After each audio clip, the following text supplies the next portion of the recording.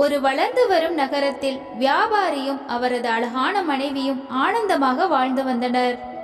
வியாபாரி வெளியூர் வியாபாரத்திற்கு சென்றால் குறைந்தபட்சம் 4-5 நாட்கள் வெளியூரில் தங்கிவிட்டுதான் வருவார். அந்த நகரத்தில் இருந்த வாலிபன் ஒருவன் இந்த வியாபாரியின் திறமையை தெரிந்து கொண்டு அவரிடம் தொழிலை கற்றுக்கொள்ள விரும்பினான்.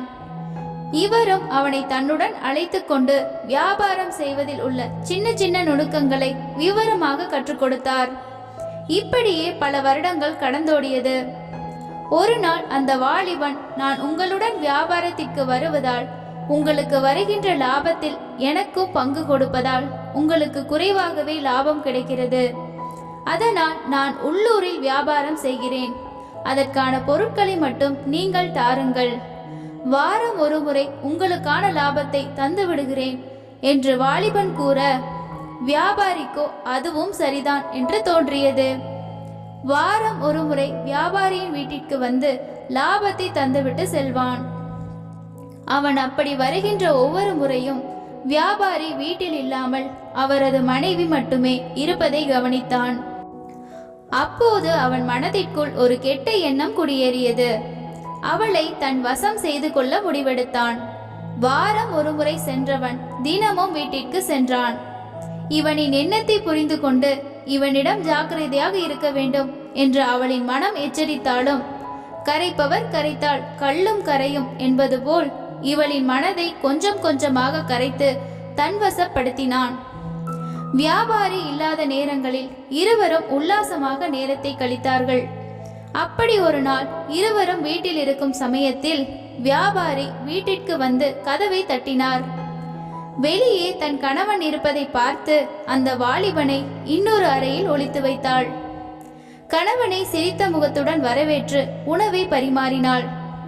உணவை உண்ட வியாபாரி, எனக்கு மிகவும் களைப்பாக இருக்கிறது, நான் உறங்குகிறேன் என்று சிறிது நேரத்தில் நன்றாக உறங்கி போனான்.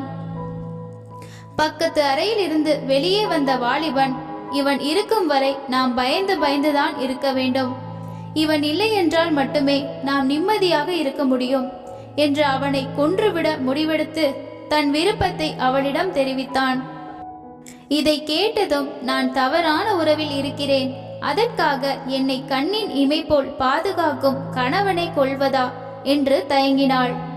ஆனால் அந்த வாலிபனின் கெஞ்சலும் அவனின் வாலிபம் தந்த சுகமும் அவளின் மனதை மாற்றியது. இதோ தன் கணவனை கொன்று அதே வீட்டிற்குள் புதைத்து விட்டாள். அந்த வாலிபன் இவளிடம், நாம் இங்கு தங்கி குடும்பம் நடத்த முடியாது, அருகில் வேறொரு நகரத்திற்கு செல்வோம், அதற்கு முன் அங்கு தங்குவதற்கான ஏற்பாடுகளை செய்துவிட்டு வருகிறேன் என்று அவளிடம் இருந்த நகைகளையும் பணத்தையும் பெற்றுக்கொண்டு கிளம்பினான். அன்று இரவு வரை அவனின் வருகைக்காக எதிர்பார்த்தாள். ஆனால் அவன் வரவில்லை. இப்படியே நாட்கள் கடந்து 2 மாதங்கள் முடிந்துவிட்டது. தான் ஏமாற்றப்பட்டதை கொஞ்சம் கொஞ்சமாக உணர ஆரம்பித்தாள். அற்ப உடல் சுகத்திற்காக தன் கணவனின் உயிரை எடுத்து விட்டேனே, இந்த பாவம் நான் எத்தனை ஜென்மங்கள் எடுத்தாலும் தீராதே என்று கண்ணீர் விட்டு அழுதாள். பிறகு ஒரு முடிவு எடுத்தவள் வீட்டின் பின்புறம் இருந்த கிணற்றுக்கு சென்று இறைவனை பார்த்து, நான் செய்தது மிகப்பெரிய பாவம், இதற்கு மன்னிப்பே கிடையாது, இந்த பாவத்திற்கான தண்டனையை நான் அனுபவிக்க வேண்டும், அதற்கு நான் கேட்கும் இந்த ஒரு வரத்தை மட்டும் கொடு இறைவா என்று தன் கோரிக்கையை இறைவனிடம் கூறிவிட்டு தற்கொலை செய்து கொண்டாள். இவள் இறந்த செய்தியை கேட்டவன் மகிழ்ச்சியாக மீண்டும் அதே நகரத்திற்கு வந்தான். தன்னிடம் இருந்த செல்வத்தையும் அவளிடம் வாங்கிய நகைகளை வைத்து வியாபாரம் தொடங்கி சில வருடங்களில் அந்த நகரத்தில் மிகப்பெரிய பணக்காரன் ஆனான். அந்த ஊரில் இருந்த பணக்காரர் ஒருவரின் மகளை திருமணம் செய்து கொண்டு சந்தோஷமாக வாழ்ந்து வந்தான். அவர்களின் சந்தோஷத்திற்கு பரிசாக ஒரு ஆண் குழந்தை பிறந்தது. அவனை நல்ல முறையில் வளர்த்து திருமண வயது வந்தவுடன் தன் சொந்த தங்கையின் மகளை தன் மகனுக்கு திருமணம் செய்து வைத்தான். நன்றாக சென்று கொண்டிருந்த தன் மகனின் வாழ்க்கையில் ஒரு மிக பெரும் அதிர்ச்சி காத்திருந்தது. என்ன காரணம் என்று தெரியாமல் திடீரென மகன் படுத்த படுக்கையானான். மகனை கைதேர்ந்த வைத்தியர்களிடம் காட்டினாலும் அவர்களோ இது எது மாதிரியான வியாதி என்று கண்டுபிடிக்க முடியாமல் திணறினார்கள். இப்படியே பல வருடங்கள் வைத்தியம் பார்த்து தன்னிடமிருந்த எல்லா செல்வங்களையும் இழந்து அடுத்த வேளை உணவிற்கே வழியில்லாமல் தவித்தான். அடுத்த சில நாட்களில் மகனின் உடல்நிலை மிகவும் மோசமாகி மரணமடைந்தான். மகன் இறந்த துக்கம் தாங்க முடியாமல் தற்கொலை செய்து கொள்ள நினைத்து கடலில் குதித்தான். ஆனால் மறுநாள் உயிருடன் கரை ஒதுங்கினான். சரி, தூக்கில் தொங்கி உயிரை விட நினைத்து மரத்தில் கயிற்றை கட்டி தொங்கும் போது மரக்கிளை ஒடிந்து கீழே விழுந்து உயிர் தப்பினான். கடவுளே, ஏன் என்னை சோதிக்கிறாய்? என்னிடமிருந்து எல்லா நிம்மதிகளையும் பறித்து கொண்டாய். இப்போது ஏன் மரணத்தை கூட நிம்மதியாக தர மறுக்கிறாய் என்று இறைவனிடம் கத்தினான். உன் கர்மாவை அனுபவிக்காமல் எப்படி உனக்கு மரணம் வரும் என்று எங்கிருந்தோ குரல் ஒலிக்க அதை கேட்டு திகைத்து நின்றான். அப்போது அவனின் முன்னால் தோன்றிய இறைவன், நீ செய்த பாவங்கள் தான் உனக்கு நிம்மதியான மரணத்தை கூட தராமல் உன்னை தடுத்து கொண்டிருக்கிறது என்று இறைவன் கூறியதும் தான் செய்த பாவத்தை ஒரு நிமிடம் நினைத்து பார்த்தவன், இறைவா, நான் அற்ப சுகத்திற்கு ஆசைப்பட்டு பாவங்கள் செய்தேன். நிச்சயம் அதற்கு நான் தண்டனை அனுபவிக்க வேண்டும்.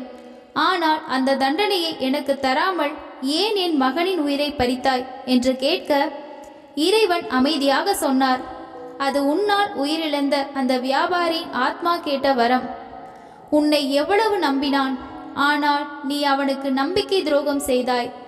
அவன் உனக்கே மகனாக பிறந்து உன் கண்முன்னே நோயினால் அவதிப்பட்டு ஒவ்வொரு நிமிடமும் உனக்கு நரகத்தை தர விரும்பினான். அவனிடம் நீ ஏமாற்றிய செல்வங்கள் அனைத்தையும் அவனாலே அழியும்படி செய்து உன்னை ஒருவேளை உணவிற்கே மற்றவர்களின் கைகளை எதிர்பார்க்கும்படி செய்தான். உன் விதியின்படி எத்தனை வருடங்கள் நீ இருப்பாயோ அத்தனை வருடங்களும் நீ உன் கர்மாவை அனுபவித்த பிறகே உனக்கு மரணம் ஏற்படும் என்று இறைவன் கூற, கொஞ்ச நேரம் அமைதியாக இருந்தவன், சரி, அவனை நான் ஏமாற்றினேன். அதற்கு எனக்கு மகனாக பிறந்து தண்டனையை தந்தான். ஆனால் எந்த பாவம் அறியாத என் தங்கையின் மகள் என்ன செய்தாள்? ஏன் அவளை இந்த இளம் வயதில் விதவையாக மாற்றினாய் என்று இறைவனிடம் கேட்டான். அவள் வேறு யாரோ அல்ல, ஒரு நல்ல பெண்ணின் மனதிற்குள் ஆசை என்ற விஷத்தை ஊற்றி அந்த அற்ப சுகத்திற்காக தன் கணவனை கொன்று தானும் தற்கொலை செய்து கொண்டாளே, அந்த வியாபாரியின் மனைவிதான் இப்போது உன் மருமகள்.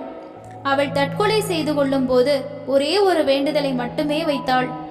உன் இரத்த சொந்தத்தில் மருமகளாக பிறந்து உன் மகனை திருமணம் செய்து இளம் வயதில் விதவையாக மாறி உன் வாழ்நாள் முழுவதும் நாம் செய்த பாவத்தால் என் தங்கை மகளின் வாழ்க்கை நாசமானதே என்ற குற்ற உணர்ச்சியுடன் நீ சாக வேண்டும் என்பதே அவளின் வேண்டுதல். அதைத்தான் நீ இப்பொழுது அனுபவித்துக் கொண்டிருக்கிறாய் என்று இறைவன் கூறி முடித்தார். என்னுடைய அற்ப சுகத்திற்காக என் மகனையும் இழந்து மருமகளின் எதிர்காலத்தையும் பறித்து விட்டேனே என்று மனதிற்குள் நொந்து கொண்டு இருக்கின்ற வாழ்நாளை நரக வேதனையுடன் அனுபவிக்க தொடங்கினான். ஒருவனின் பொன் பொருளை பறித்து கொண்டால் அந்த பாவம் உங்களை மட்டுமே சேரும். ஆனால் ஒரு பெண்ணின் மனதை கெடுத்து அவளுக்கு துரோகம் செய்தால் அந்த பெண்ணின் பாவம் உங்களின் 7 ஜென்மத்திற்கும் உங்களையும் உங்கள் சந்ததிகளையும் பின்தொடர்ந்தே வரும். சும்மாவா சொன்னார்கள் பெண் பாவம் பொல்லாதது என்று?